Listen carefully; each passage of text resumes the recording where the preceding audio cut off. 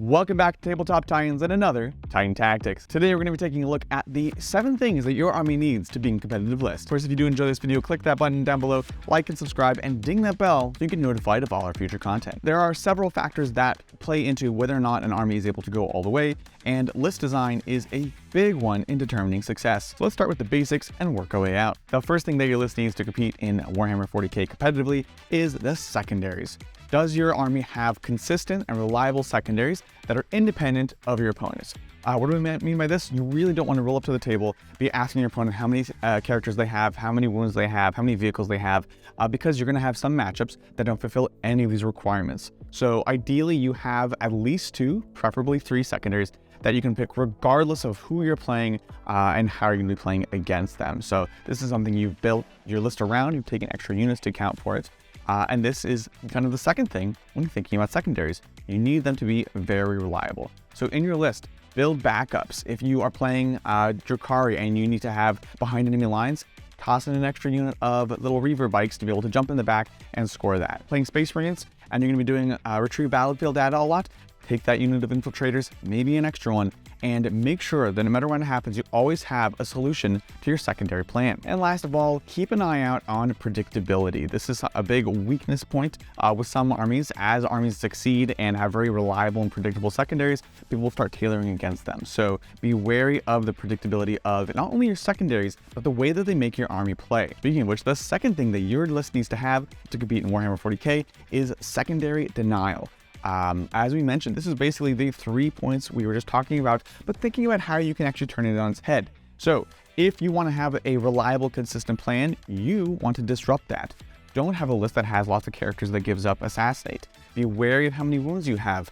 Are you getting close to that bring it down wound count? In which case you might want to stop adding vehicles to your list. Additionally, look at your opponent's plans and see what they're trying to do and get a sense of how you can disrupt them. Again, in reverse, are they trying to get behind enemy lines? Kill those little units before they can pop in and score it.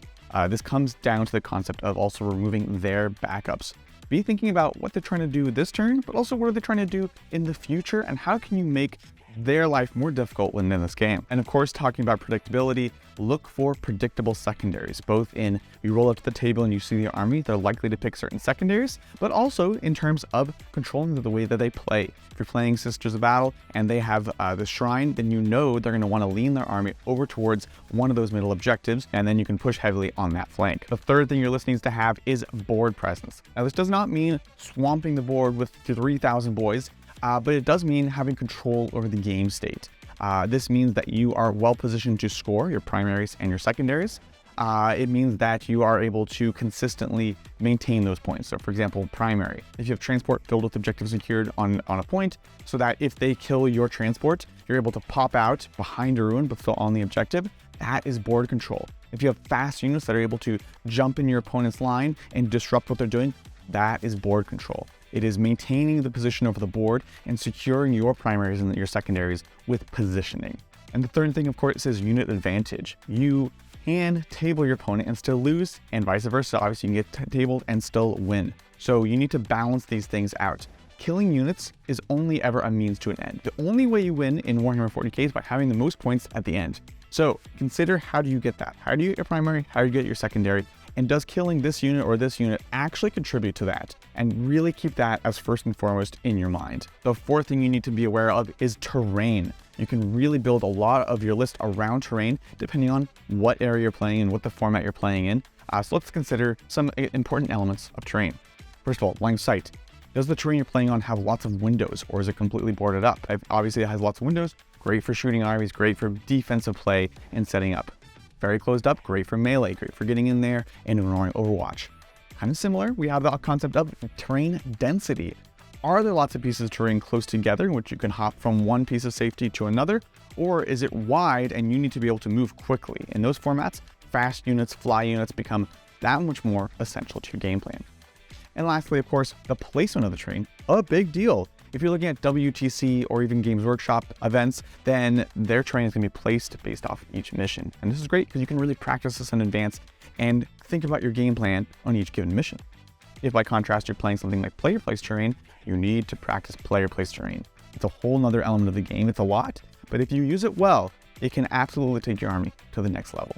So you build your army around the terrain that you're going to be playing with. A different kind of terrain, the environment or the meta. This is the fifth thing your list needs to consider when looking at competitive play. Often when you're playing in casual setting, you're playing in your garage or whatever, you don't want to tailor your list to your opponent. That's messed up. It's not really accepted. However, in competitive play and tournament play, this is quite natural and it's a big part of the competitive scene. Think about what armies are doing well right now, what you're likely to see many of, and you can even narrow it down to certain units that are quite popular. And think about how can you try to counter these? Is there a very popular meta build that you can build something counter to it? Or frankly, you just need to be ready to face them. So look at that, see how you can maximize your strengths against what people are running and minimize your weaknesses against what people are running. The sixth thing that your list needs to be considered for competitive play is your trade options. 9th edition is nothing if not a game about making trades, about getting more out of your units than your opponent gets out of theirs. It seems obvious, but this can manifest in a couple of different ways. One, you can have very cheap units that are great for just throwing up on an objective, grabbing a point, move blocking your opponent, and then dying. Or you can have other kinds of efficient units. These might be things that are faster, are killier, are tougher, or better at scoring than they should be given how many points they are. And honestly, at any given moment, there's generally going to be a few of these, and they're going to be very popular in the meta. So you don't have to use these units, but keep an eye on them, be aware of them, and be aware of how you can play around them. This is absolutely key. Of course, most recently we saw the popularity of the Tzeentch Flamers, and we saw the victory of the Blade Angels over such lists. Flamers very powerful and absolutely great in many matchups, but the speed of the Blood Angels, the speed of the Sanguinary Guard, as well as the ability to get around and ignore Overwatch, very important and an absolute counter to this other very popular unit. The seventh thing that your list needs when considering competitive play, honestly, it's kind of a bit of luck. There is still a lot of variance in this game. If you're playing 3 rounds, 6 rounds, even 9-round events, there is a lot of variance that can happen. You might go a whole tournament without playing that terrifying matchup. You might go an event where you play it 2 or 3 times in a row, and it just happens. So you need to kind of take everything with a grain of salt. There is still lots of randomness in this game, so don't be too harsh on yourself.